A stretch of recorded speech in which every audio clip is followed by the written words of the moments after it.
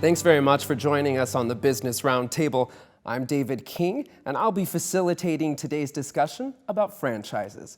Joining me are 3 franchise owners who have agreed to share their experiences. We have Paul, Jennifer, and Todd, and we hope that you, our viewers, may learn from their successes. And our mistakes. Right. There are many routes to success, aren't there? But as long as you get back up and try again, you haven't failed. What do you think about that, Paul?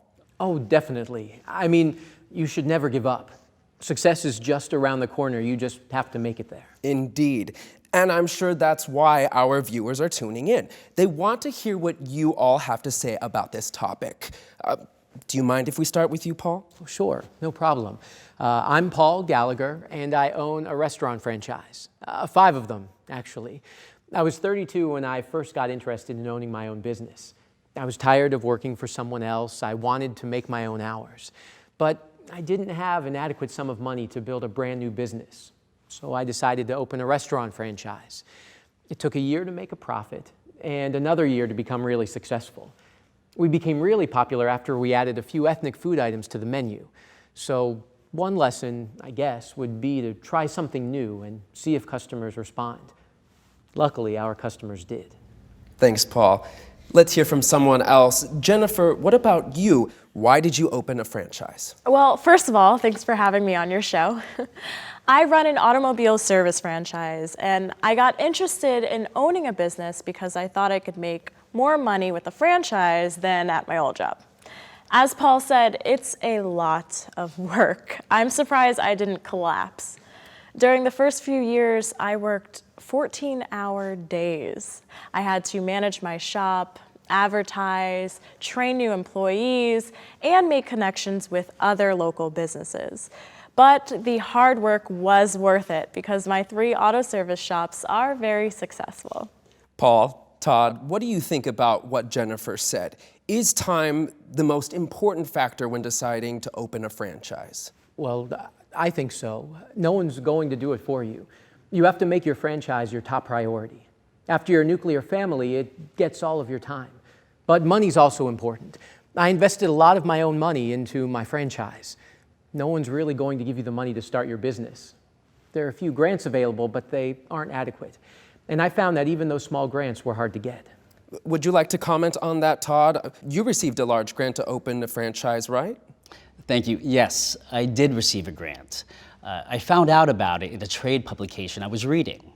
A man started a waste disposal business in the city next to mine, and it became so successful, he wanted to branch out in the region.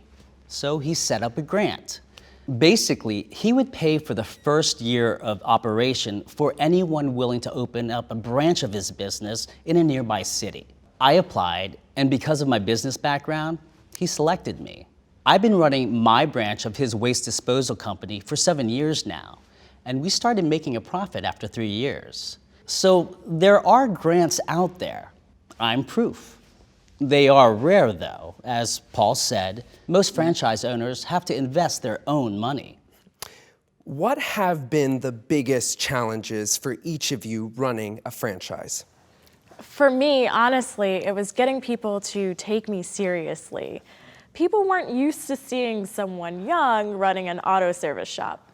But over time, customers discovered that our mechanics were extremely knowledgeable and our prices were fair. Then they started to trust me with their cars.